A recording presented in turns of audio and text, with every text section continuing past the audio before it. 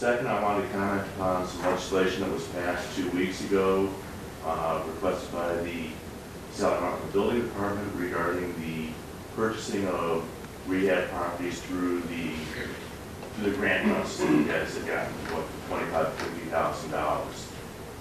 Now, in 1996, the city acquired a property, I don't know the exact address, I want to say it's 1506 Victory, for $90,000.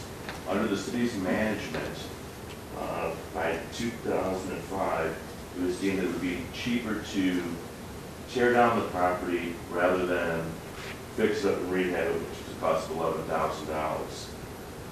Then, in 2007, you acquired the properties on Greenville for $1.6 million. You demolished them for $113,000. I'm wondering why the city is wanting to get into the real estate business.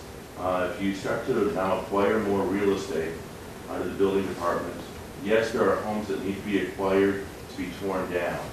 But if you're acquiring properties and say we need to go to a larger price tag so we can outbid other people, you're then saying, okay, now the city's going to buy it. The building department is then going to have to issue permits to for anybody that's looking to do the work to rehab the properties. The city's going to be doing the inspection of it. Then hopefully the city's going to be selling it, and I know the city's going to lose money. That's just the nature of government. But I'm just wondering, what's the potential? What's to say that there's going to be nothing coming, creating a lot of extra liability to the city if those properties then are deemed to be, well, it wasn't exactly what you represented. There are additional problems. Does the city now have additional liability because you took ownership, you made sure all the repairs were done, and you inspected it? So I'm wondering if that's a good move for the city, or if the city should just be considering those properties need to be torn down. And finally, although I hope to God that this never happens, in light of all of the allegations that have been coming to light this past year regarding county government and county building inspectors, I would be concerned if there was any kind of a process where that could happen in the city if we're now getting the business of actually now starting to rehab homes. So even though I know it's way too late, I still wish that you would reconsider your vote from 2 weeks ago and rescind the $50,000 per house limit on acquiring homes and reduce it back up. Our housing manager, Sally Martin. Thank you, Mayor. Several pieces. We had the winning bid on 4182 Wilmington Road. The city hopefully will be acquiring that property from HUD in the next 30 days, $36,000 for our Green Neighborhoods Initiative. So the first parcel to date. I will be putting a bid package together with contractors for that. The past couple of days we have spent with the Federal Reserve Bank and the National Vacant Properties Campaign. We were one of 4 cities chosen nationally for a case study in how cities are using their NSP funds. So you may have noticed we were on the front page of the Metro section of the Plain Dealer today. We were also on NPR. They were highlighting our Green Neighborhoods Initiative, which people do consider quite innovative. So we really do think we have something unique here.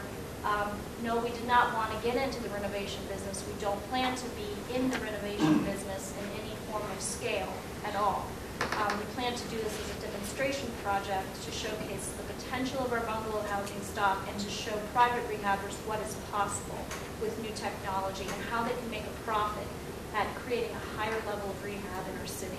We've been somewhat frustrated with some of the people who have come into the marketplace and tried to do just a quick paint and maybe put some new carpeting and not really bring the houses up to a higher standard. So that's what we plan to showcase here, along with the marketing element, which we've been working with the Euclid Institute Art to put together. So you're going to start to see banners along with the main rooms very shortly.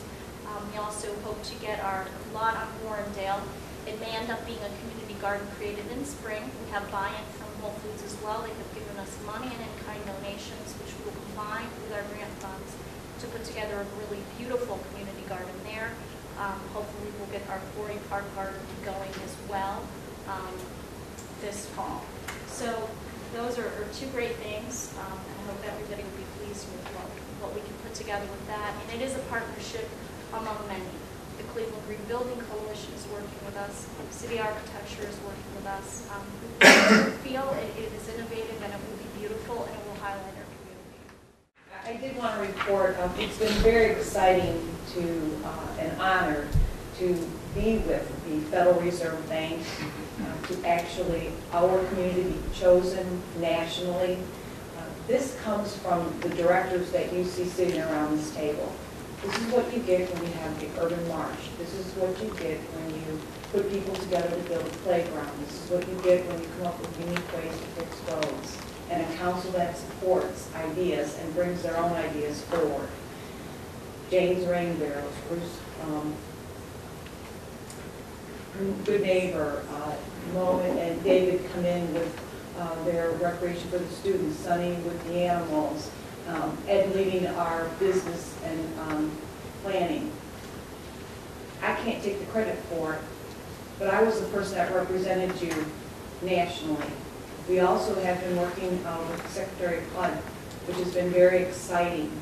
And these are the kind of projects that are going to change our community into such high standards that no one has ever seen.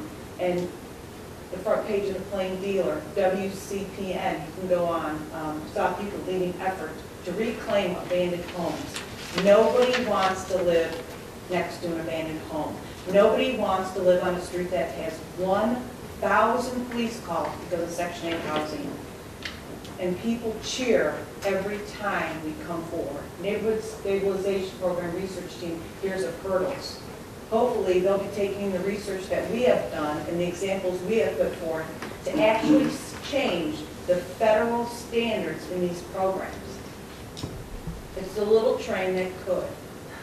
And we're chugging and we're chugging and we're chugging and we're chugging, and nobody has to be worried about living in our community anymore because we are on a mission so that every neighborhood will be safe, every neighborhood will be taken care of, and I want to thank all of you. And I know it sounds a little hokey, but I couldn't do it without all of you. I got a lot of recognition the last couple of days, but it's these department heads, it's this city council, and it's you, the residents, who have stood by all of us, and I want to thank you tonight.